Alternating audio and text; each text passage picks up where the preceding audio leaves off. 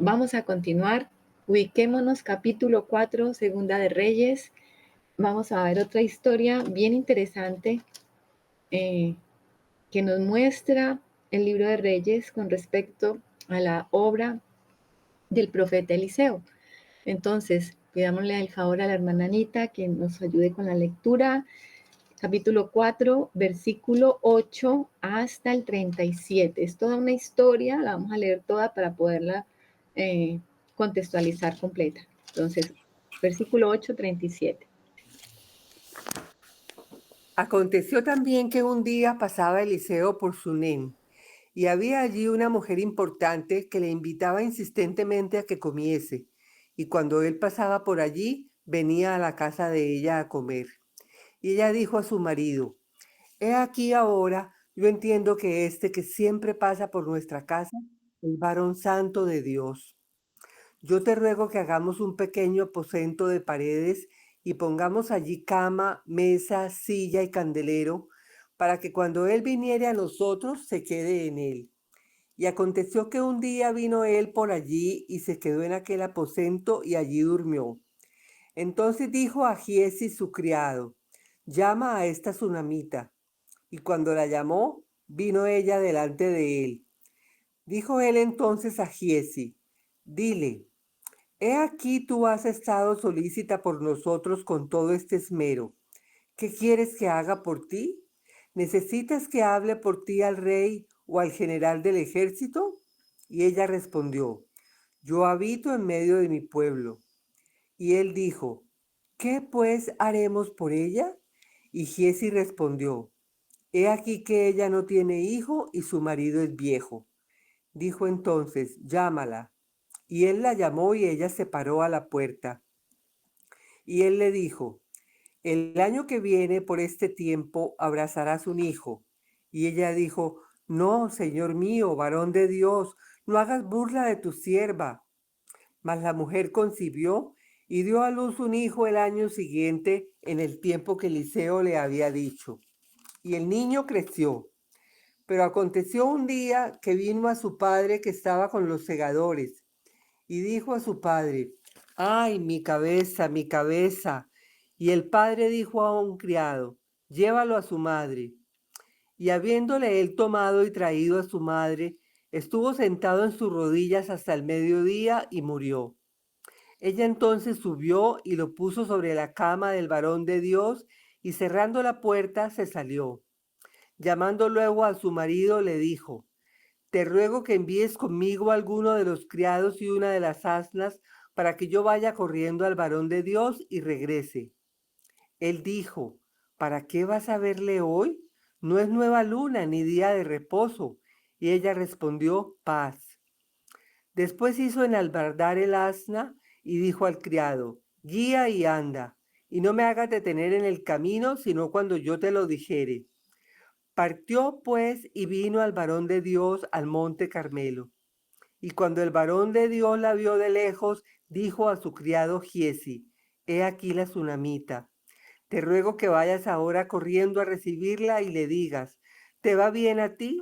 ¿Le va bien a tu marido y a tu hijo? Y ella dijo: Bien. Luego que llegó a donde estaba el varón de Dios en el monte, se asió de sus pies. Y se acercó Giezi para quitarla. Pero el varón de Dios le dijo: Déjala, porque su alma está en amargura, y Jehová me ha encubierto el motivo y no me lo ha revelado. Y ella dijo: ¿Pedí yo hijo a mi señor? ¿No dije yo que no te burlases de mí? Entonces dijo él a Giezi: Ciñe tus lomos y toma mi báculo en tu mano y ve. Si alguno te encontrare, no lo saludes, y si alguno te saludare, no le respondas. Y pondrás mi báculo sobre el rostro del niño. Y dijo la madre del niño: Vive Jehová y vive tu alma, que no te dejaré. Él entonces se levantó y la siguió. Y Giezi había ido delante de ellos y había puesto el báculo sobre el rostro del niño, pero no tenía voz ni sentido, y así se había vuelto para encontrar a Eliseo y se lo declaró diciendo: El niño no despierta. Y venido Eliseo a la casa, He aquí que el niño estaba muerto tendido sobre su cama. Entrando él entonces cerró la puerta tras ambos y oró a Jehová. Después subió y se tendió sobre el niño, poniendo su boca sobre la boca de él y sus ojos sobre sus ojos, y sus manos sobre las manos suyas. Así se tendió sobre él y el cuerpo del niño entró en calor. Volviéndose luego, se paseó por la casa a una y otra parte, y después subió y se tendió sobre él nuevamente, y el niño estornudó 7 veces y abrió sus ojos. Entonces llamó él a Giezi y le dijo, llama a esta tsunamita. Y él la llamó. Y entrando ella, él le dijo, toma tu hijo. Y así que ella entró, se echó a sus pies y se inclinó a tierra. Y después tomó a su hijo y salió. Amén. Amén. Qué historia, ¿no? Interesantísima esta historia. Y vemos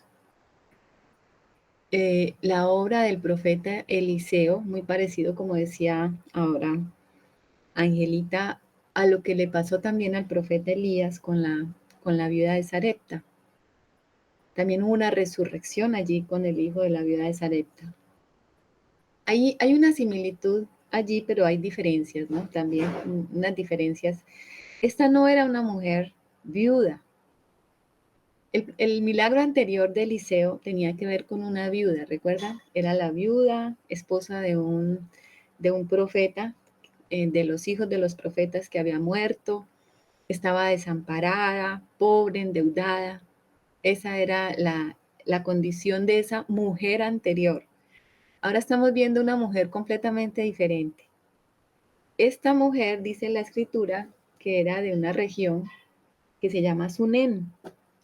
Sunem era un pueblo pequeño en el valle de Jezreel, cerca de 20 millas aproximadamente del Monte Carmelo. Ustedes recuerdan que estaba el Monte Carmelo es ese sitio donde Elías tuvo ese evento especial donde descendió fuego del cielo y donde allí se demostró que Jehová es el Dios de Israel.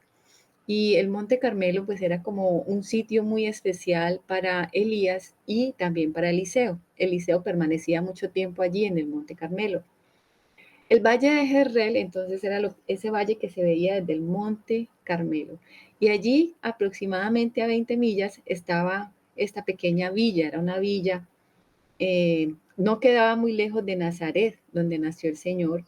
Entonces, Eliseo pasaba por allí frecuentemente cuando iba hacia el Monte Carmelo y, y dice que una mujer importante, una mujer que tenía capacidad económica, una mujer que no era viuda, era una mujer con capacidades, dice que le insistía, le invitaba insistentemente a que comiese cuando pasaba por allí.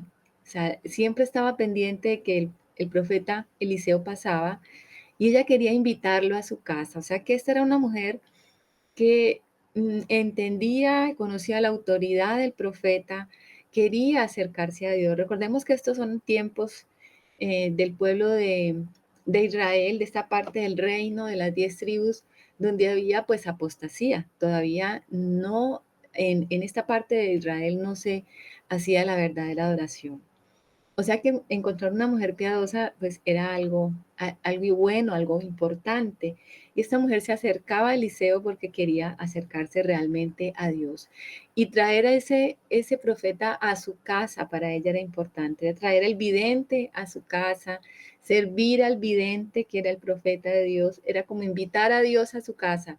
O sea, esta mujer abrió las puertas de su casa para el Señor porque dice varón de Dios. Recordemos que ese es un título que tenían estos profetas. También a Elías le decían varón de Dios, reconociendo que era como un mensajero de Dios. O sea que invitar a este varón de Dios a su casa era algo muy importante y para ella era algo que le daba mucha satisfacción.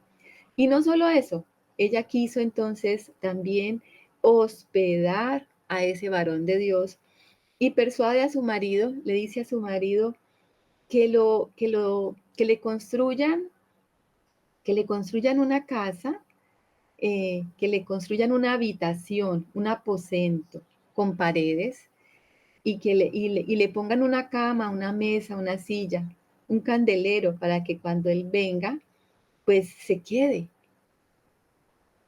A qué se nos parece esto, mis hermanos? Esa es como la invitación que le hacemos nosotros al Señor. El Señor va pasando por nuestra vida y de pronto queremos compartir con Él, comenzamos a invitarlo, comenzamos a querer cenar con Él. Ustedes recuerdan, como dice Apocalipsis, he aquí yo estoy a la puerta y llamo, si alguno oye mi voz y abre la puerta, yo entraré a Él, cenaré con Él y Él conmigo. Siempre el Señor quiere comer. La comida nos da una imagen de intimidad.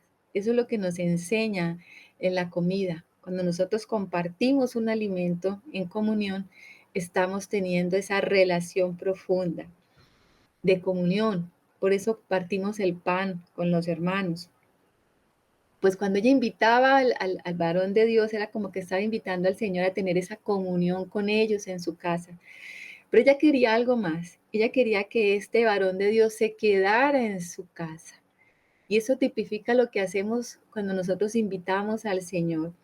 Abrimos un aposento en nuestro corazón y el Señor viene a morar en nosotros allá en el Espíritu, en esa morada interna, en esa habitación profunda y se queda a vivir allí. El profeta entonces pasaba por allí y ya tenía un lugar donde quedarse, tenía un lugar donde eh, reposar, porque él iba de camino y siempre lo hacía, parece, a pie. O sea que él se quedaba donde le tocaba. Si le tocaba quedarse no bajo un techo, sino a la intemperie, pues le tocaba quedarse al profeta de esa manera. Pero esta mujer quiso abrigarlo en su casa y su marido tenía recursos, porque parece que ellos tenían esos recursos para hacerlo, y quiso hacerle entonces esta habitación al varón de Dios e invitarlo entonces a que morara allí cuando él pasaba. Eso nos da esa imagen, ¿no? De cómo nuestro corazón quiere entonces no solo cenar con el Señor, sino que Él también habite en nosotros, permanezca en nosotros. Dice el 11, y aconteció que un día vino él por allí y se quedó en aquel aposento y allí durmió. Fíjense eso, no era muy fácil que esto pasara. Ustedes saben que en estas culturas orientales y antiguas, em, los hombres no tenían mucha relación con las mujeres eh, porque no era bien visto. Ellos se cuidaban y se guardaban mucho de, de mirar a una mujer, de conversar con una mujer. Ustedes recuerdan cuando el Señor estaba con la samaritana, cómo los discípulos se maravillaron y tenían como esa curiosidad de saber qué estaba hablando con ella, porque se guardaban mucho los hombres de Dios de tener contacto con mujeres. Pero fíjense que Eliseo mm, acudió al llamado de ella, la invitación de ella, primero a cenar con ellos y segundo a morar allí. Obviamente ella era una mujer casada, pero uno ve en esta figura cómo el Señor es el Señor de nuestras almas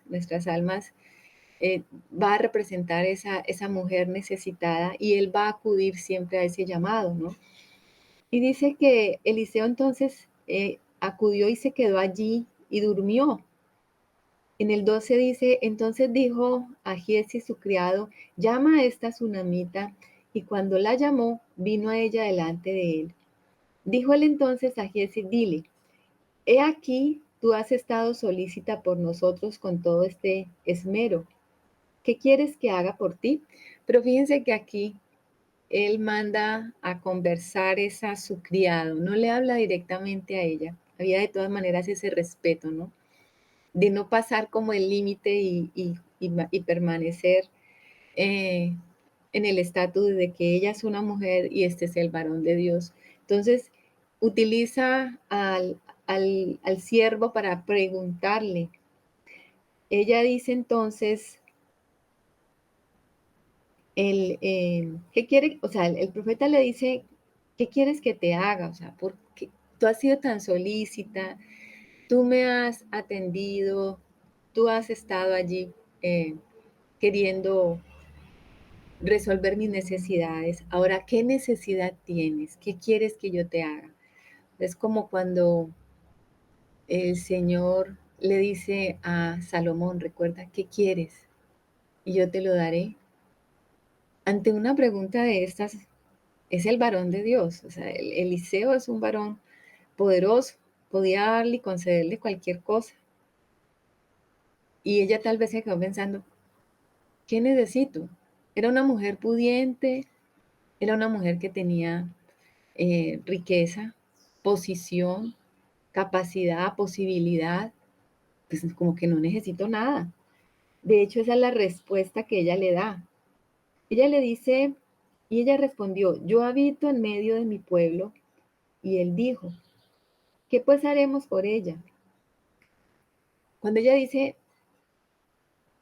yo habito en medio de mi pueblo, o sea, como que no necesito nada. Esto es un dicho que significa eso. Yo, Señor, varón de Dios, estoy completa. Soy una mujer casada. Recuerden que él era diferente a la anterior, que era viuda y que estaba endeudada. Esta estaba en una posición diferente. No era viuda, estaba casada, o sea, estaba resuelto su problema, tenía dinero y estaba en medio de su pueblo, estaba rodeada, estaba, estaba contenta, estaba feliz. No sentía que le faltase nada. Y entonces él le pregunta a su criado y le dice, ¿qué pues haremos por ella? ¿Alguna necesidad de tener? Y es que alguna necesidad siempre tiene el ser humano, no está completo. Y esa era la pregunta que se hacía el varón de Dios. Algo le debe faltar. Y Giesi responde, he aquí que ella no tiene hijo y su marido es viejo. Fíjense que Giesi era como bien comunicativo, ya la había investigado, ya sabía todo. Él sí estaba atento como bueno, ¿qué es lo que pasa aquí? Para seguramente decírselo a su señor. Y esta mujer sí tenía una necesidad, porque tenía seguramente sus carencias y necesidades suplidas, las temporales, pero le faltaba algo muy importante para una mujer en este tiempo, un hijo. Ustedes saben que la esterilidad en este tiempo era mal vista y era mal vista porque había desprotección. Una mujer sola, si enviudaba y se quedaba sin hijos, ella quedaba totalmente desprotegida. O sea que un hijo era como aquel que iba a hacerse cargo de ella en su vejez y significaba para esta mujer protección. Recordamos cuando Noemí quedó viuda y perdió sus hijos, por eso ella entró en amargura, porque prácticamente quedó desprotegida. La mujer no heredaba, o sea que si su esposo moría, la heredad de su esposo pasaba seguramente a la familia y ella no podía heredar esos bienes y quedaba desprotegida. Por eso la ley también protegía a las viudas y había que reservar algo para la viuda si no tenía hijos que la sostuviesen. Y si los hijos estaban huérfanos, también el Señor los protegía. Entonces, esta mujer en ese momento como que no cayó en cuenta, no, no estoy tan suplida, no necesito nada. Muchas gracias, varón de Dios. Pero sí necesitaba algo, necesitaba un hijo, porque estaba en una condición de ¿qué? De esterilidad. Hermanos, esta tsunamita representa un alma, nuestra alma, que necesita al Señor y que lo acoge. Nosotros acogemos al Señor en nuestro corazón. Pero a veces estamos tan enriquecidos de nosotros mismos y necesitamos nosotros dar a luz la vida del Hijo de Dios. porque nuestra alma en sí misma es estéril. Dice, su marido es viejo. ¿Cuál es el marido de nuestra alma? El hombre viejo. ¿Recordamos esa enseñanza que una vez nos dio Carlos? El hombre viejo es el marido del alma. Ella ahora necesita un hijo. Ella ahora necesita dar vida. Y eso es lo que necesitamos nosotros cuando viene el Señor a nuestras vidas, cuando hacemos una morada para Él en nosotros. Fructificar. Esta mujer es estéril y necesita fructificar. Y ella no se da cuenta. Ella piensa que está bien. A veces nosotros pensamos que estamos bien así, que no nos falta nada, estamos enriquecidos, tenemos las riquezas del hombre viejo que nos están guardando, que nos están en este momento protegiendo, pero ese hombre viejo va a morir un día y vamos a quedar viudas, desamparadas, y necesitamos entonces el hijo que va a guardarnos, que nos va a proteger. Y entonces el profeta dice en el 15, dijo entonces, llámala. Y él la llamó. Y ella se paró a la puerta. Y él le dijo, el año que viene, por este tiempo, abrazarás un hijo. Y ella dijo, no, Señor mío, varón de Dios, no hagas burla de tu sierva. ¿Cómo le parece la respuesta de ella? Estaba tan convencida de que no iba a dar a luz y que no iba a fructificar, que le dice, no te burles de mí. Mis hermanos, en este tiempo hemos visto esterilidad. En este tiempo hemos visto esterilidad en nuestras vidas y hemos estado orando porque el Señor nos ayude a fructificar. Hay esterilidad, hay falta de reproducción dentro de la iglesia y hemos estado clamando al Señor porque quite la esterilidad. El único que puede romper ese patrón de esterilidad en nuestra vida espiritual es el Señor. Tal vez no hemos visto el fruto de la vida del Espíritu en nosotros. Seguimos batallando con el hombre viejo, seguimos los mismos con las mismas, seguimos allí como frenados, frenados, frenados y no hemos podido dar a luz la nueva vida. Pero hay esperanza. Cuando el varón de Dios se para y nos dice, darás a luz el año entrante, por esta fecha, darás a luz. El Señor ha prometido que nosotros vamos a fructificar. Es una promesa.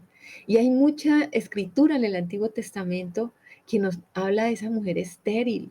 Esa mujer estéril representa un alma que no puede fructificar y dar a luz la vida de Dios. Y nosotros nos sentimos así muchas veces, incapaces de fructificar, de dar ese fruto del Espíritu. Y como Señor, no puedo, no veo eso en mi vida. Pero el Señor nos dice hoy, sí vas a fructificar. El año entrante, por esta fecha, darás a luz. Yo no sé en cuánto tiempo el Señor nos pueda decir a nosotros, vas a dar a luz. Pero esa es una promesa del Señor. Vamos a fructificar. Es una promesa que Él nos ha dado. Y tenemos que conservar esa fe hasta el fin, porque sí vamos a fructificar. Y dice el 18, el 17, dice, mas la mujer concibió y dio a luz un hijo al año siguiente, en el tiempo que Eliseo le había dicho. Se cumplió la palabra del profeta. Se cumplió la promesa del profeta. Ella entonces quedó sorprendida, satisfecha. Ella trajo al varón de Dios a su casa. Ahora el varón de Dios había dado un hijo a ella. Ahora el varón de Dios había llenado su casa con un hijo, con fruto. Ella no sabía por qué buscaba a Dios, por qué buscaba a este varón de Dios, por qué quería hospedarlo, por qué quería tenerlo en su casa. Ahora ya tenía la respuesta, porque ella necesitaba un hijo, porque ella necesitaba reproducirse y fructificar. En el 18 dice, y el niño creció, pero aconteció un día que vino a su padre que estaba con los segadores y dijo a su padre, ay, mi cabeza, mi cabeza. Y el padre dijo a un criado, llévalo a su madre. Y habiéndolo él tomado y traído a su madre, estuvo sentado en sus rodillas hasta el mediodía y murió. ¿Qué? Y uno dice, pero ¿cómo así? Le va a dar un hijo. Eh, no sabemos qué edad tenía el muchacho, ya estaba grandecito. De pronto no estaba muy grande porque ella lo tuvo en sus rodillas. Es probable que haya sido un niño de unos 7, 8 años. Y, y ahora, ¿por qué se lo está quitando? ¿Usted se imagina la confusión de esta mujer? Si me lo dio, ¿por qué me lo quita? Si me lo dio, ¿por qué ahora se lo está llevando? No entiendo. Y mire lo curioso, porque este era el hijo de su madre. ¿Qué hizo el papá ante la queja del muchacho? Me duele la cabeza, me duele Él va primero al papá y el papá no hace nada, sigue en sus labores. El papá está en el campo con los segadores trabajando y él no hace nada por el muchacho. Le dice al criado, llévelo a la mamá. Ese es como hijo de su mamá. Ella, en cambio, sí lo toma en su regazo y lo sostiene en sus brazos, incapaz, impotente, lo sostiene, pero el chico muere. Y eso es lo que hace nuestra alma con la vida de Dios, con la vida que el Señor nos ha dado. Está allí, tenemos esa vida, no sabemos qué hacer con ella. Y el chico muere.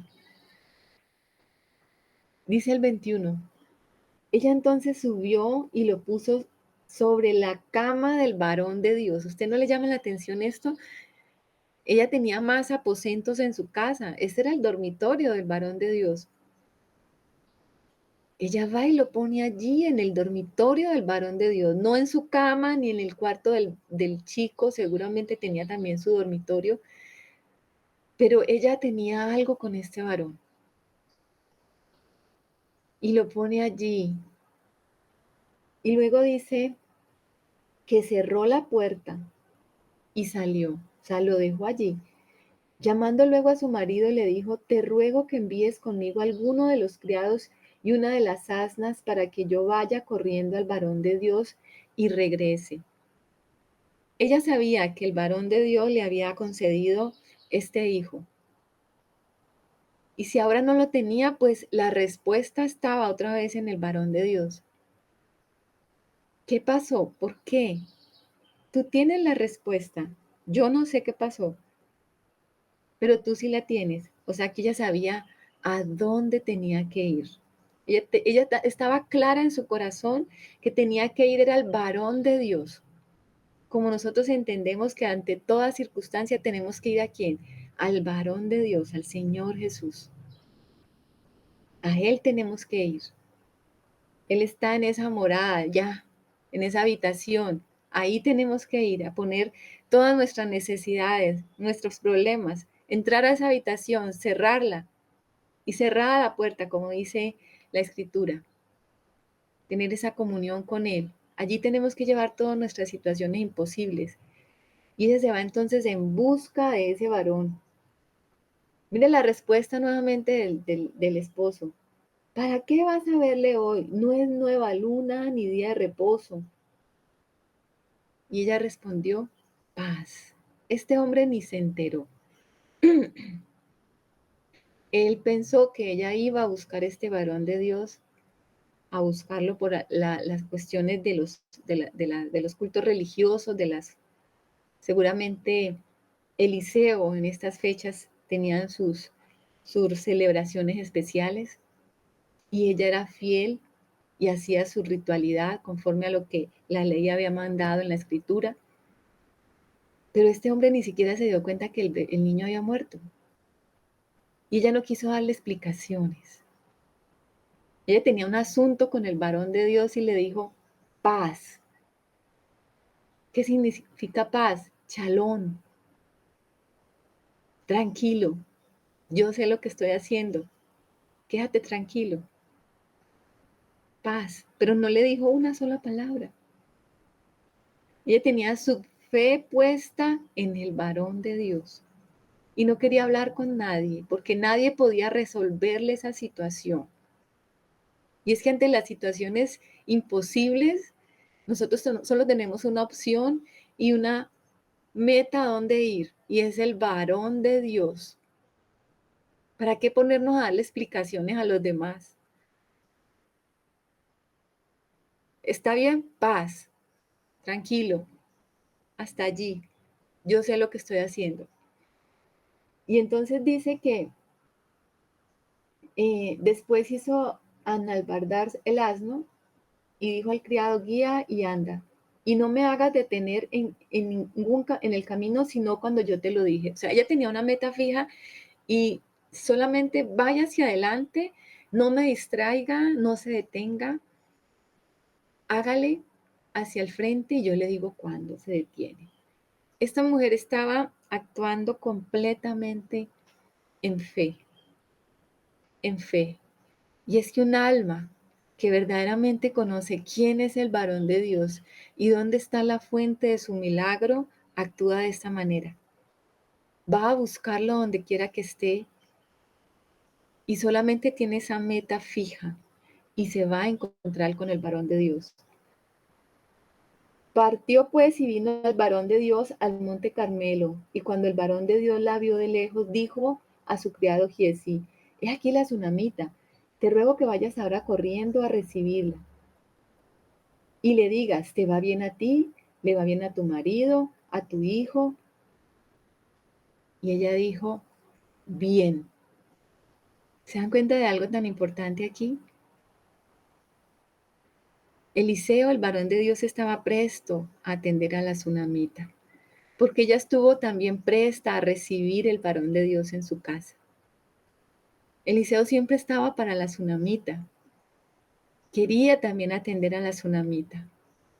Si nosotros hemos recibido al varón de Dios en nuestra vida, si nosotros hemos recibido al Señor Jesús y lo hemos hospedado en nuestro corazón, Él va a estar siempre atento. No nos olvidemos de eso.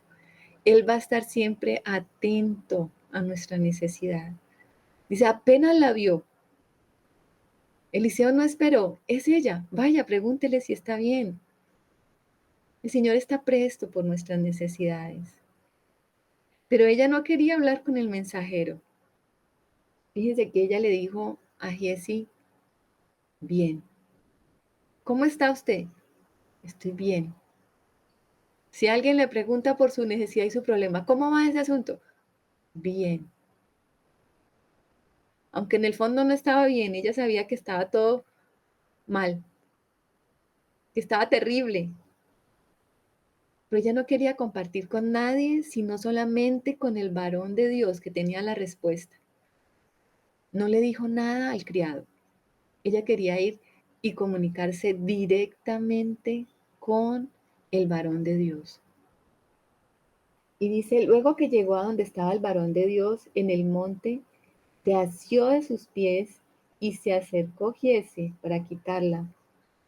Pero el varón de Dios le dijo, déjala, porque su alma está en amargura, y Jehová me ha encubierto el motivo y no me lo ha revelado. Cuando ella vio al varón de Dios, ella sabía que la respuesta estaba en él. Y lo que hizo fue irse a sus pies. Ay, hermanos, la única forma de hallar respuesta a nuestras verdaderas necesidades es a los pies del Señor. Prendernos de los pies del Señor. Recordemos a Ana, cuando entró allí al santuario y parecía ebria, que el sacerdote Elí no supo qué era lo que le pasaba y le dijo que estaba ebria. Y ella dijo, no, yo no soy mujer, no mala mujer. Yo lo único que tengo es un corazón lleno de amargura porque no tengo hijo. y estoy derramando mi corazón. ¿A quién tenemos que derramarle nuestro corazón? Nosotros a veces le derramamos nuestro corazón a las personas, le mostramos nuestra necesidad a alguien, tal vez si esa persona pudiera ayudarnos, pero el único que realmente tiene que conocer nuestra necesidad es el varón de Dios, es Dios mismo. Y ella se prendió de los pies de aquel que podía hacer algo, como María ante el Señor Jesucristo, cuando murió Lázaro.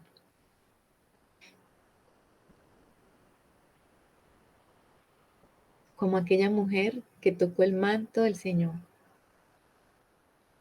Se dan cuenta que hay muchas veces que la Biblia nos muestra esta figura de una mujer a los pies del Señor.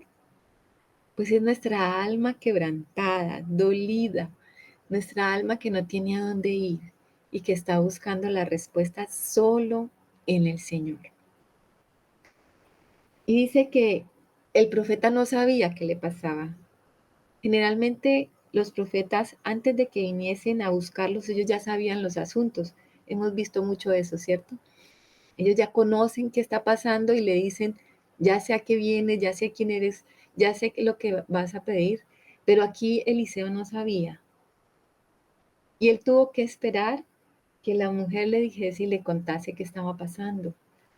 Y el Señor siempre está esperando que nosotros abramos nuestra boca para que le contemos nuestros problemas. El Señor todo lo sabe, pero Él quiere y siempre espera que nosotros derramemos nuestro corazón delante de Él y le digamos qué necesitamos.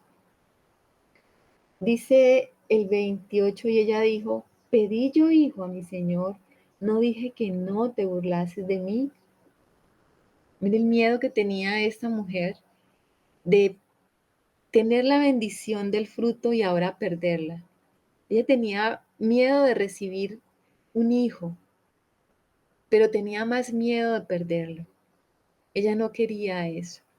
Uno a veces quiere una bendición y después tiene temor de perderla. Y hay más aflicción por eso, ¿no?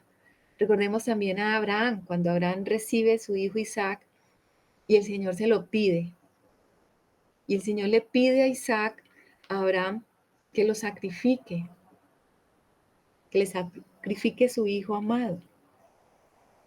Y nosotros sabemos la figura que hay detrás de toda esta historia de Abraham con Isaac.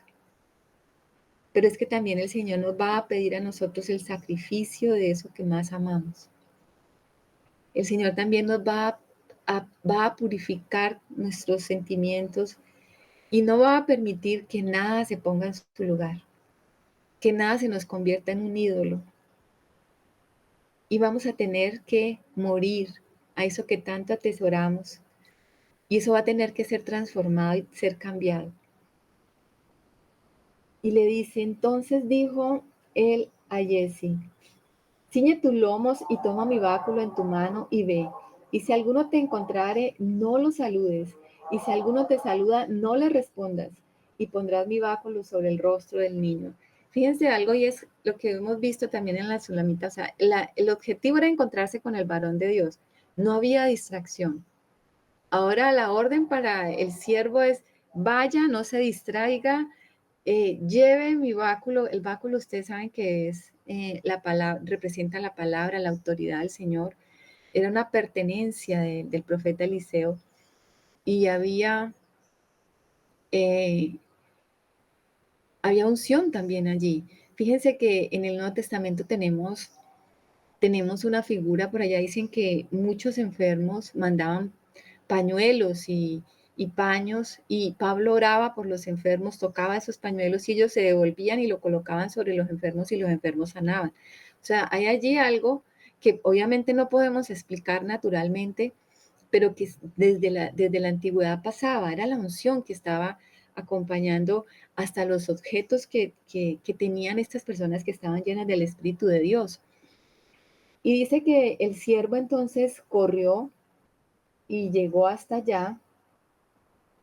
eh, en el 29, entonces dijo a Jesse, bueno, ponlo sobre el rostro del niño. Y dijo la madre del niño, vive Jehová y vive su alma que no te dejaré. Había una decisión de esta madre de no separarse. O sea, yo no me separo de ti hasta ver la respuesta. Yo voy a estar contigo porque tú tienes la respuesta para mí y no te voy a soltar. Nosotros estamos viendo una mujer de fe, una mujer que se mueve por fe, una mujer de fe inquebrantable, una mujer que ante las circunstancias sabe a dónde tiene que ir. Y nuestra alma tiene que aprender a hacer lo que esta mujer está haciendo. El 31 dice, él entonces se levantó y la siguió. El varón de Dios está siguiendo ¿a quién? A la mujer. Ella está diciendo lo que quiere que el varón de Dios le haga, le está diciendo, no te voy a dejar, y él está siguiendo ahora ¿a quién? A la mujer. Es increíble, ¿cierto? Cómo nosotros podemos mover al Señor. En algún momento nuestra devoción, en algún momento por nuestra entrega y por nuestra solicitud con Él también se va a mover a nuestro favor. Y dice, y Gise había ido delante de ellos y había puesto el báculo sobre el rostro del niño, pero no tenía voz ni sentido.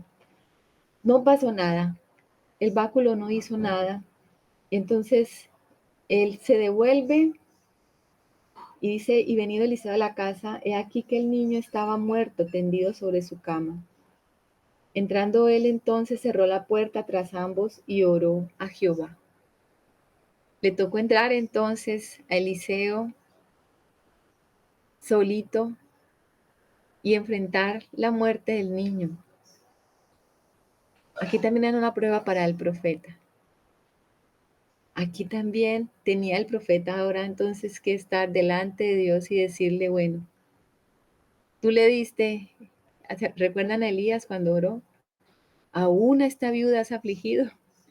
Eliseo no lo hace así, pero también sabía que tenía que venir a clamar al Dios que le había dado este hijo a esta mujer, que no lo iba a soltar. O sea, Eliseo estaba en aprietos. Si este niño no resucita, ¿yo qué hago con esta viuda? Ella no me va a dejar. Yo necesito la respuesta de Dios para este niño. Después subió y se tendió sobre el niño, poniendo su boca sobre la boca de él, y sus ojos sobre sus ojos, y sus manos sobre las manos suyas, y se tendió sobre él, y el cuerpo del niño entró en calor.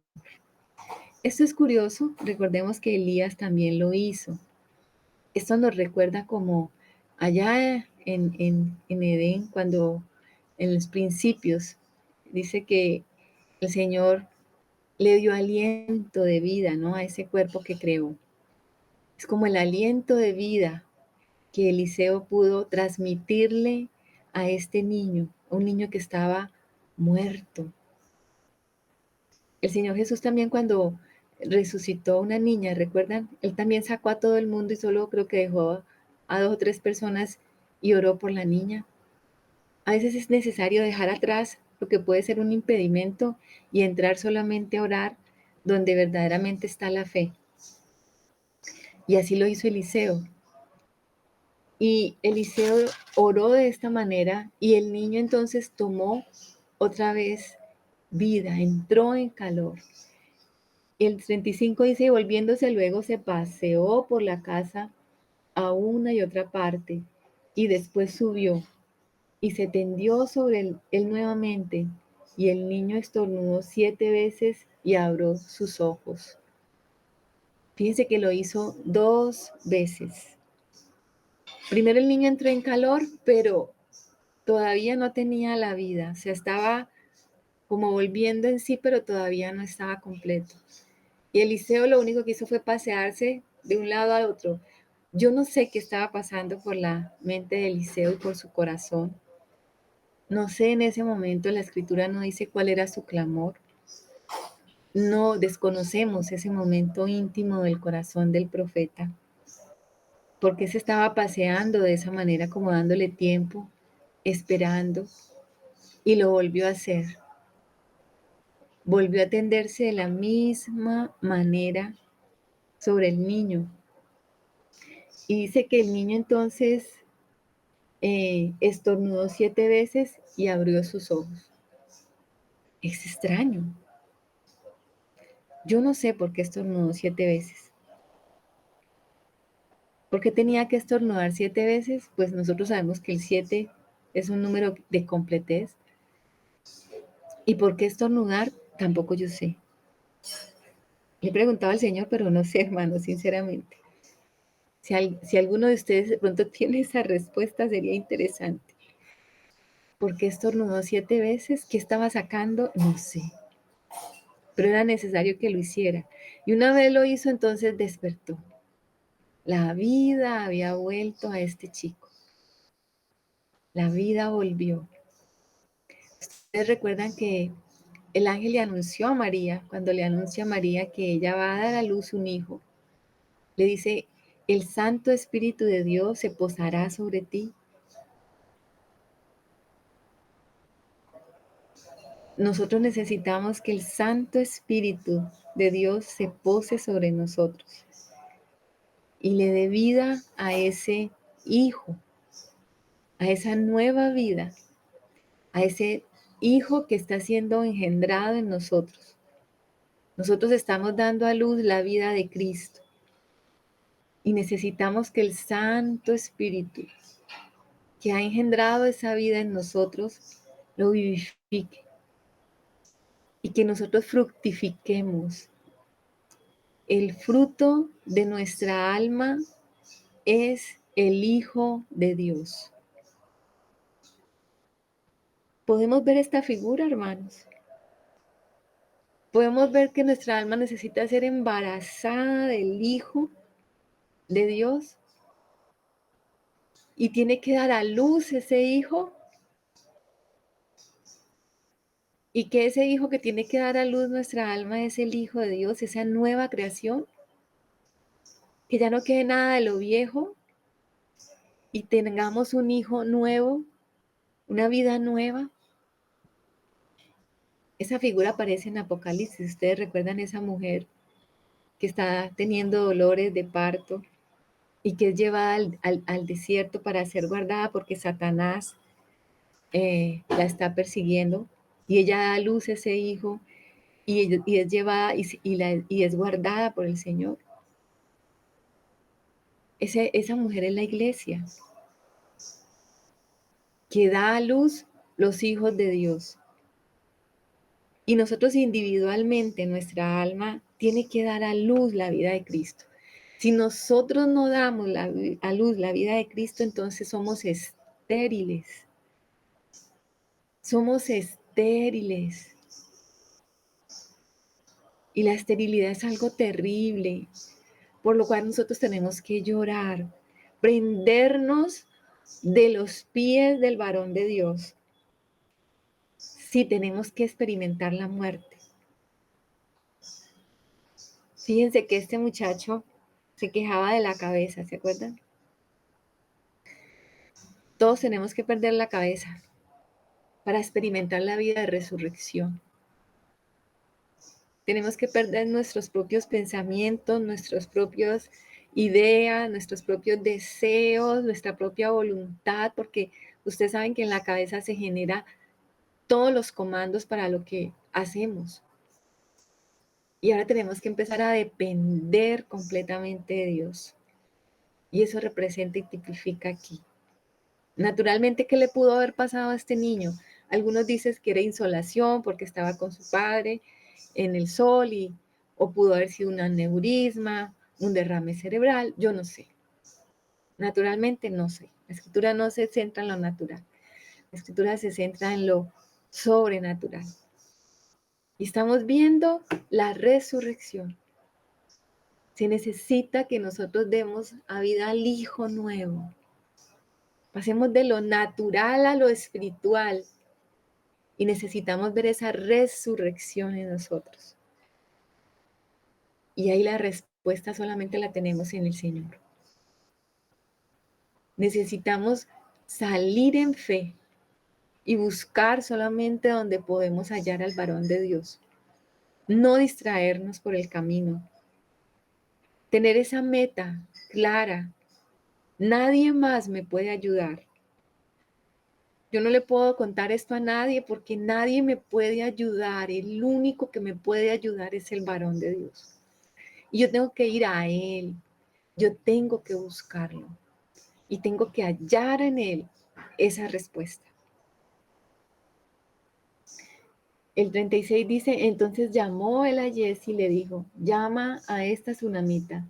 Y él la llamó y entrando ella, él le dijo, toma a tu hijo.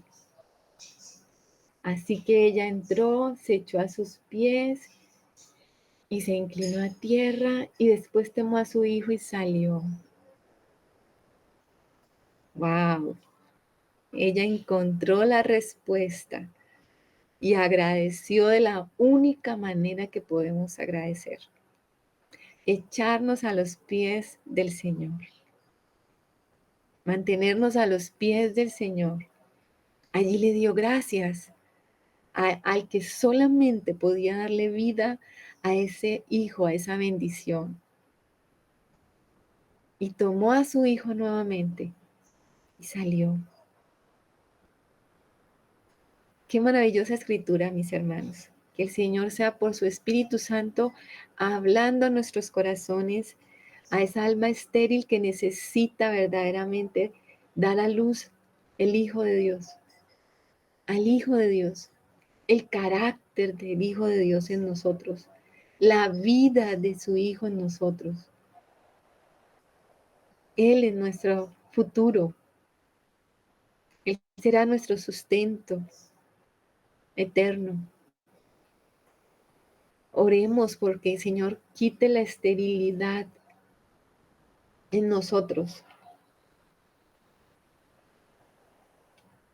Padre, yo te ruego esta mañana que quites la esterilidad de nosotros, de nuestra alma, Señor. Tal vez nos sentimos ricos, que no necesitamos nada. Tal vez podemos decir como esta tsunamita, tranquilo, Señor, yo moro en medio de mi pueblo. Si estamos morando en tu iglesia, Señor, hacemos parte de tu pueblo. ¿Qué nos puede faltar, Señor? Ya somos creyentes. Te hemos abierto la puerta de nuestro corazón. Ya estás viviendo y morando con nosotros, Señor. No necesito más nada. Pero tú sí sabes nuestra verdadera necesidad, porque conoces nuestra esterilidad. Señor, en esta mañana te rogamos que quites la esterilidad de nuestro corazón. Que nos des tu vida, Señor. Que nos permitas dar a luz tu vida en nosotros, Señor. Que podamos dar a luz esa vida. Que podamos dar a luz también ese Hijo nuevo en resurrección. Que podamos perder nuestra cabeza para entrar en la perfecta voluntad tuya, Señor. Y tener esa nueva vida de resurrección en nosotros. Padre, te pedimos en esta mañana que seas tú llevando nuestra alma a esta condición, Señor, de no apartarnos de ti hasta que veamos el milagro de la resurrección, hasta que tengamos esa nueva vida, Señor. Y una vez tú no la des y no la devuelvas, podamos tendernos a tus pies, Señor, adorarte y darte gracias para salir y vivir como tú nos has prometido, Señor, que vamos a tener una vida de abundancia en ti. Que no nos conformemos, Señor, con lo poco que tenemos, sino que de verdad querramos todo lo que tú nos has prometido en tu Hijo Jesucristo. Yo oro por mis hermanos, yo oro por mi Señor, por tu iglesia, Señor, por tu iglesia, para que tu iglesia también, todos podamos ver esta necesidad, Señor. En el nombre de tu Hijo Jesús. Amén. Maravillosa historia, Amén y amén. maravillosa historia nos confronta, nos confronta. ¿Qué dicen los hermanos?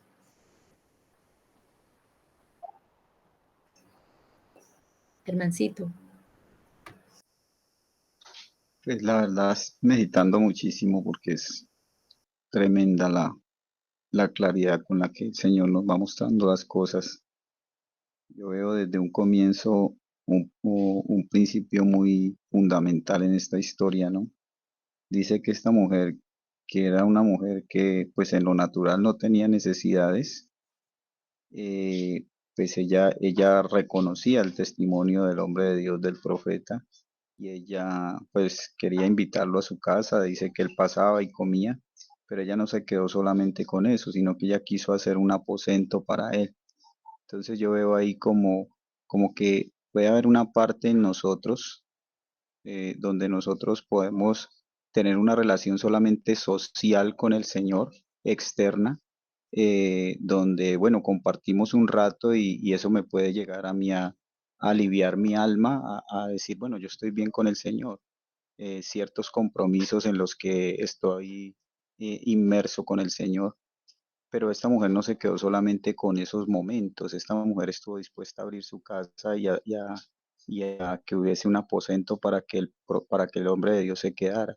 Eso pues también que veo yo ahí, que eso es realmente cuando yo estoy dispuesto a abrirle la puerta de mi casa a alguien, yo estoy dispuesto a que esa persona vea realmente quién soy yo de la puerta para adentro, no solamente en lo social, no solamente en los compromisos, no solamente en la farándula, pues hablándolo en la forma natural, sino que realmente estoy dispuesto a conocer más íntimamente a ese varón de Dios, pero también a que ese varón de Dios me conozca a mí.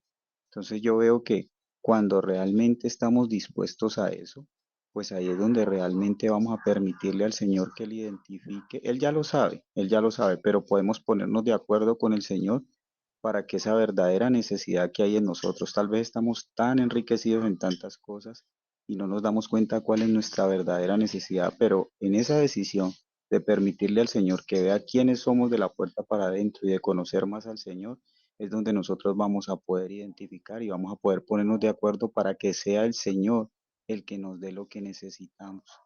Entonces yo veo que eso ahí es fundamental. Y tú hablabas algo que me pareció muy importante, como espiritualmente esa figura de Elías y de Eliseo, que son sombras, ¿no? De lo que es el Señor Jesucristo. Y Eliseo pide la doble porción para él. Y pues aquí estamos viendo lo que el Señor hace a través de Eliseo, pero que también ese Eliseo pues representa de cierta manera la iglesia, ¿no? Que el Señor dijo, el que cree en mí obras aún mayores que yo hará.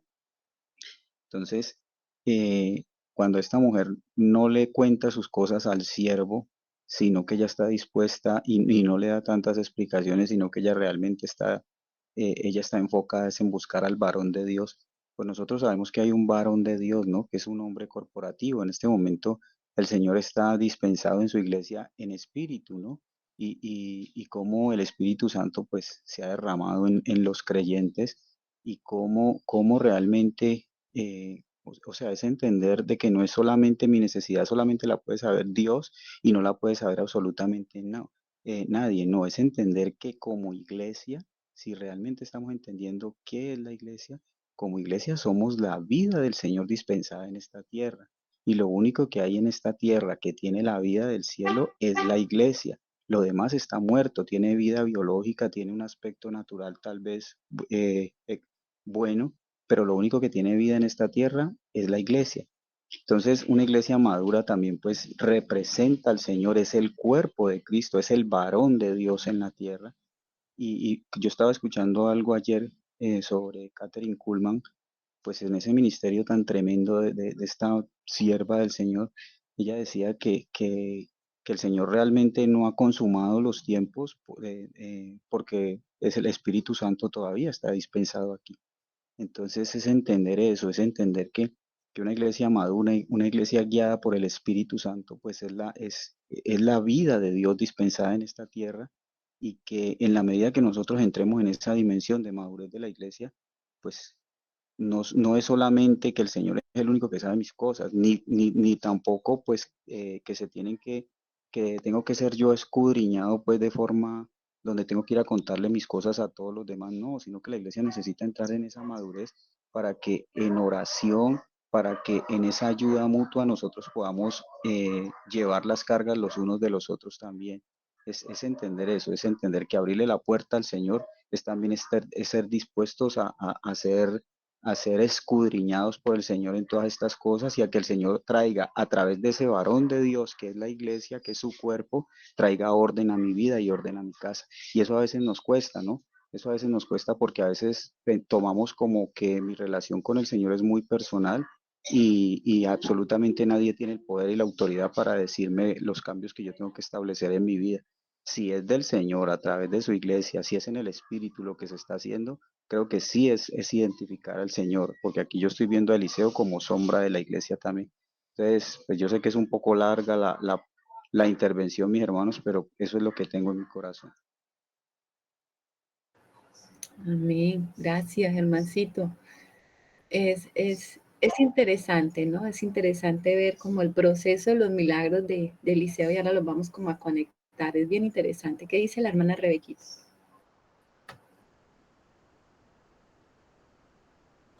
Sí, buenos días con todos, buenos días, Martita.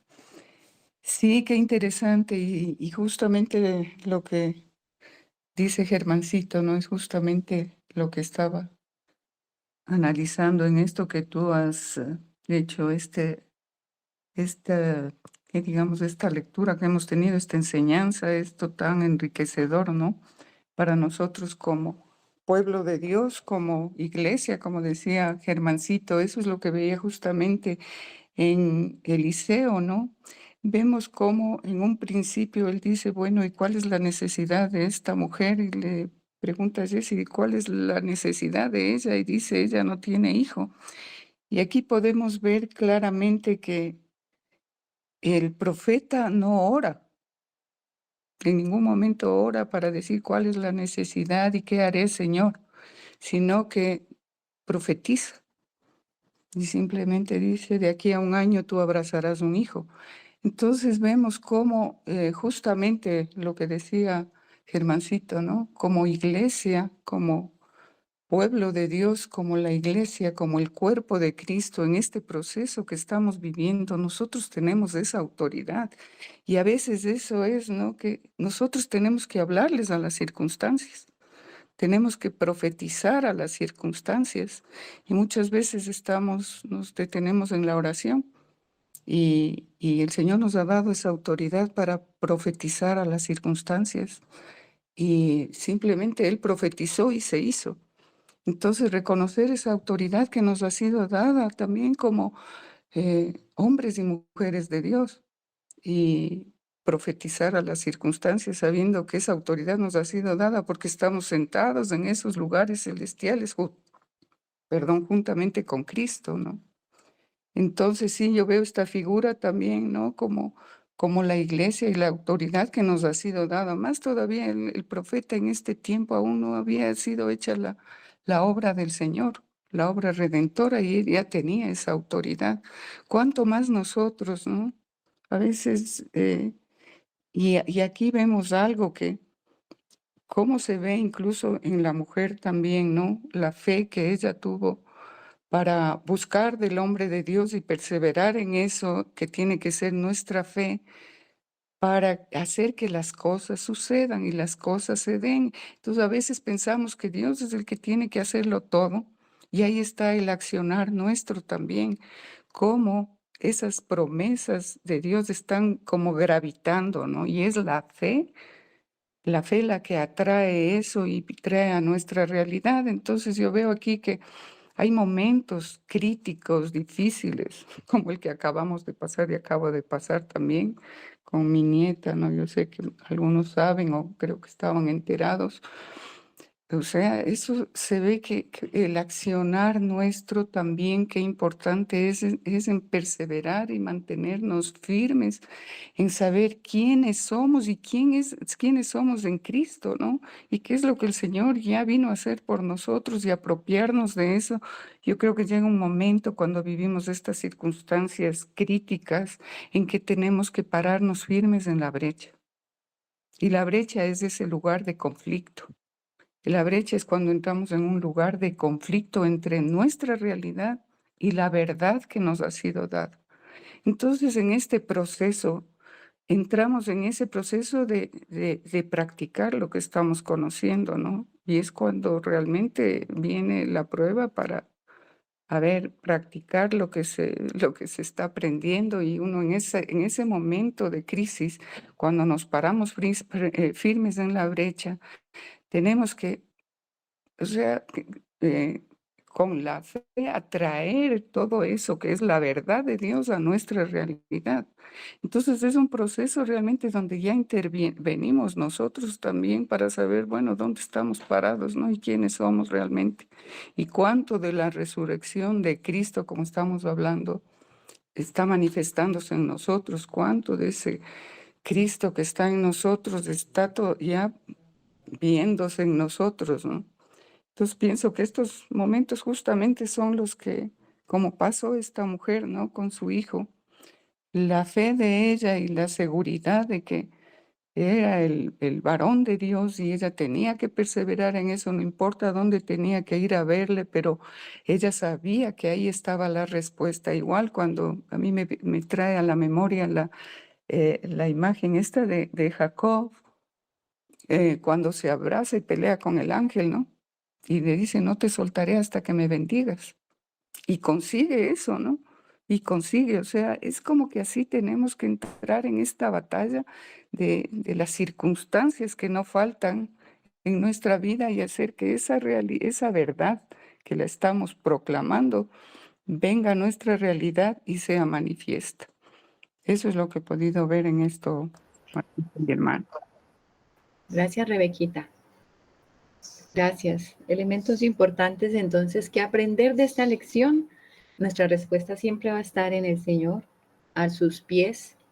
Él nos va a dar la fe también para perseverar hasta el fin, hasta obtener nuestra respuesta. Él nos va a dar también las palabras que tenemos que nosotros creer y proclamar también. Si es que nos pone a proclamar una palabra, pues la vamos a proclamar porque viene de Él. Entonces, como iglesia tenemos que aprender a movernos en esta fe y en esta autoridad, como decía la hermana Rebequita. Mucho que aprender de lo que nos está enseñando la escritura. Fíjense que viene en un proceso mostrándonos a través del ministerio de Eliseo. Comienza con aquellas estanques, cisternas, para llenar el agua. Recordemos que el agua pues significa lo que vimos la vez pasada, purificación, bautismo. El agua tipifica la palabra, arrepentimiento. Entonces comienza como por el arrepentimiento, el primer milagro de Eliseo. Vemos la victoria después de esa, que ellos tienen en el desierto, esa provisión de agua, ¿no? Luego vemos el evento con la viuda, ya no es agua, es aceite. Cómo se necesita llenar la vasija de aceite. Ya no es un estanque para agua, sino ahora una vasija para el aceite. El aceite representa la presencia del Espíritu. El aceite es la vida de Dios mismo en nosotros. Nosotros somos vasijas y necesitamos estar llenas de aceite. O sea que vemos ahí como ese paralelo. Primero, un estanque, sí, lleno de agua. Ahora necesitamos, ese estanque lleno de agua también es para predicarle a los gentiles. Recuerdas que ahí estaba el hombre espiritual representado por Josafat, estaba el hombre carnal, que es Joram, porque hacía parte de Israel, pero también estaba Edom, que tipifica el hombre natural. Y el agua es para ellos. El agua también es para el hombre natural porque representa el bautismo, representa la palabra que trae la fe. Ese es el inicio. Pero fíjense que el aceite ya no es para el hombre natural ni para el hombre carnal. El aceite ya es para la viuda. Y esta viuda estaba casada con un hombre espiritual, era un profeta, era un hijo de los profetas. O sea que ya el aceite es para uno que realmente está buscando a Dios y que está ya en ámbitos espirituales. Y ahora vemos otra mujer en este tercer relato, que es la que invitó a morar al varón de Dios en su casa y cómo necesita vivificarse, fructificar y cómo esta mujer necesita ver la vida de resurrección. Entonces ahí estamos viendo como un proceso en los elementos que nos muestran los milagros que el Señor, esos hechos milagrosos y sobrenaturales hechos a través de la vida del profeta Eliseo, que nos están dejando un mensaje, nos están dejando un mensaje. La palabra es para todos, el aceite es para aquellos que tienen una vida más profunda con el Señor y la vida de resurrección es para aquellos que realmente han invitado al Señor a morar en su casa, en su corazón. Entonces, ahí vamos viendo ese proceso. Estamos en el versículo 37. Vamos a leer otra historia más cortita del 38 al 41. Voy a leérselas porque es bien cortita. Dice, Eliseo volvió a Gilgal cuando había una gran hambre en la tierra y los hijos de los profetas estaban con él. Por lo que dijo a su criado, pon una olla grande y haz potaje para los hijos de los profetas. Y salió uno al campo a recoger hierbas y halló una como parra montés y de ella llenó su falda de calabazas silvestres y volvió y las cortó en la olla del potaje, pues no sabía lo que era. Después sirvió para que comieran los hombres, pero sucedió que comiendo ellos de aquel guisado, gritaron diciendo, varón de Dios, hay muerte en esa olla, y no lo pudieron comer. Él entonces dijo, traed harina, y la esparció en la olla, y dijo, dad de comer a la gente, y no hubo más mal en la olla. Bueno, de milagros con mujeres, primero la viuda, ahora la tsunamita. Ahora pasamos a un milagro que hizo el profeta en medio de los hijos de los profetas. Recordemos que eran esas compañías de profetas, como escuelas de profetas que andaban juntos y que estaban allí en Gilgal. Gilgal, recuerden que ese es el primer punto. Cuando ellos pasan el Jordán, que vienen camino del desierto, pasan el Jordán, el primer punto que se encuentran es Gilgal. O sea, estaban allí al comienzo. Este punto es importante, ¿no? Siempre va como a determinar el comienzo.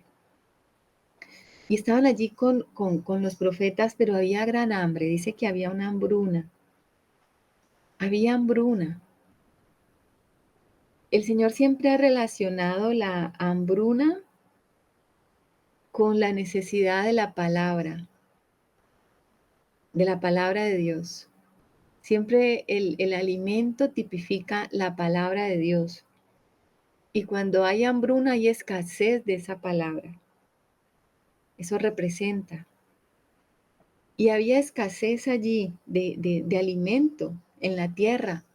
Ahora, ¿por qué había escasez? Pues porque había apostasía.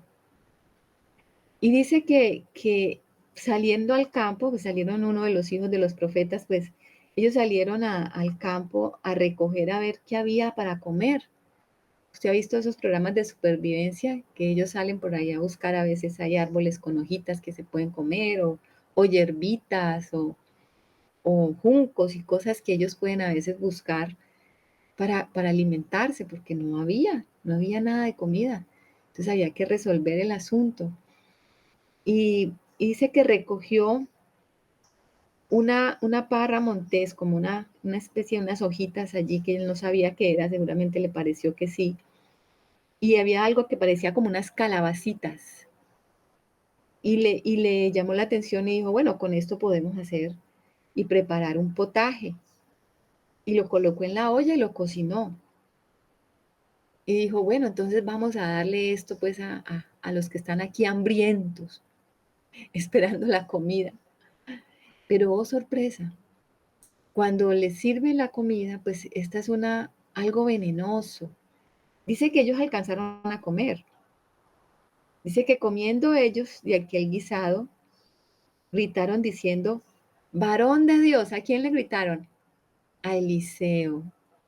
Ellos sabían dónde estaba la fuente de poder, como el Señor. ¿A quién iban los discípulos siempre? Al Señor. Eliseo era como el Señor con sus discípulos. Entonces ellos estaban allí, estos profetas estaban como con el Señor, con sus discípulos. Ellos sabían que la fuente del poder del Espíritu estaba en Eliseo y que era el único que podía resolver la situación. ¿Quién sabe? ¿A qué les supo? ¿Quién sabe si les comenzó a doler el estómago? La escritura no nos dice. Lo que sí dice es que ellos se dieron cuenta que era un potaje que tenía muerte. Hay muerte en esta olla. Hay muerte. Es curioso esa expresión. Hay muerte en esta olla. Y no lo pudieron comer. Recordemos algo. Si el problema era la hambruna y la hambruna representa la falta y la escasez de palabra, aquí se está proveyendo la necesidad de comer y de alimento con algo que es silvestre, con algo que está creciendo por ahí en el monte y se está dando de comer, con algo que no se sabe qué es. Eso trae muerte. ¿Cómo les voy a ilustrar esto? Yo les he contado esta historia a algunos hermanos. Hace un tiempo nosotros con mi esposo estábamos escuchando una prédica. Esa prédica estaba llena de palabra, estaba llena de, de Biblia, decía cosas muy coherentes que nosotros también entendíamos, pero había algo raro, algo que no nos terminaba como de parecer y nos preguntábamos, ¿qué es? ¿Qué es? Y al final el Señor nos mostró, a esa predicación le falta la cruz, la obra de la cruz del Señor. Y nosotros entendimos, en ese potaje hay muerte. Si usted no recibe una comida que venga realmente llena de la vida de Cristo y es algo silvestre, algo que está por ahí, así como descuidado, algo que alguien recogió descuidadamente y nos lo va a dar, palabras por ahí del campo, y nos lo va a dar a comer, pues en esa olla hay muerte. Nosotros tenemos que aprender a discernir. Mire que algo que discernieron los hijos de los profetas es que allí había muerte. Ellos bien pudieron quedarse callados y comérselo y morir, pero ellos entendieron que había muerte. Si hay algo que nosotros necesitamos entender, hermanos, si hay algo que nosotros necesitamos comprender en este tiempo, es dónde está la verdadera comida y alimento de Dios. No podemos comer cualquier cosa, porque a veces hay muerte en los potajes que se están sirviendo a la iglesia. No está la vida del Señor allí, no está la vida. Y esa palabra va a producir muerte. Yo tengo que aprender a discernir lo que me estoy comiendo. Y si esa palabra no está llena de la vida de Cristo, entonces hay muerte. En el 41 dice, entonces dijo, traed harina, y la esparció en la olla y dijo, dad de comer a la gente, y no hubo más mal en la olla. Harina.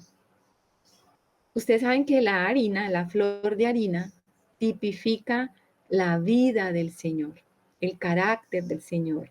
El Señor en la multiforme expresión de su carácter santo. Por eso el grano se molía. Y cuando el grano se muele, queda totalmente eh, disuelto en partículas. Y cada partícula representa un aspecto de la vida y del carácter del Señor. Eso era la flor de harina, tipifica eso. Exactamente, Él es el pan que descendió del cielo. El Señor es ese grano de trigo que fue molido. ¿Para qué? Para alimentarnos. Entonces, Eliseo está tipificando allí con la harina, le está poniendo la vida de Cristo a esa olla. Nosotros necesitamos alimentarnos y que todo potaje que nosotros recibamos, toda enseñanza, venga impregnada de la vida y obra de Cristo. Porque un predicador puede tomar muchas cosas silvestres del mundo, adornarlas con cuestiones, palabritas descontextualizadas y nos las puede dar a comer. Pero hay muerte en esa olla. ¿Qué dice Germancito? Es tremendo eso que estás compartiendo, Martica. Creo que también hay otra situación que es muy similar y tenemos que estar en la capacidad de identificarla, ¿no? Que también podemos estar escuchando vida, pero estar escuchando pesadamente, como hemos estado viendo en estos días, por no ir acompañada de fe, y pues eso también nos hace permanecer en una condición de muerte, porque pues a mí me pueden estar dando el alimento vivo, espiritual, el que verdaderamente me nutre, pero si yo estoy en muerte, si no estoy dispuesto a oír con fe, a obedecer al Señor, porque incluso veíamos que la palabra fe en el Antiguo Testamento no aparece, sino que está relacionada es con obediencia. Si yo no estoy dispuesto a caminar realmente como el Señor me está mostrando a través de su palabra, pues entonces yo estoy permaneciendo en muerte, así se me esté dando un alimento espiritual que me vivifique. Entonces están esos dos extremos, ¿no? Entonces creo que es como para meditarlo realmente. Podemos estar vivos y tal vez nos lleve a muerte algo que no lleve realmente la vida del Espíritu, la vida de Cristo, la cruz como el madero, o también puedo estar yo muerto escuchando cosas vivas y como dice el dicho por ahí, pues los muertos no comen, los muertos no hablan, los muertos no escuchan. Amén. Importantísimo esto porque aquí luego va a seguir otra escena con alimento. Vamos a dejarlo aquí, mis hermanos, en 8 días lo retomamos y la volvemos a ver, que ya se nos llegó el tiempo. Pero estamos viendo las eventos importantísimos en la vida de Eliseo que nos traen mucha enseñanza a nosotros. Aprendamos a discernir lo que nos estamos comiendo. Tenemos que aprender a discernir que hay una palabra viva, que es a la que tenemos que comer, una palabra llena de Cristo, no alimento silvestre por ahí tomado del campo, del mundo, que nos vengan a dar y que nosotros no sepamos que estamos comiendo muerte, porque si no vamos a morir espiritualmente. De eso se trata, es tan importante la palabra viva, porque si nosotros empezamos a comer palabra donde hay muerte, una olla que tiene muerte, pues nos va a transmitir muerte. Que aprendamos a discernir, que el Señor nos ayude. Hoy nos enciende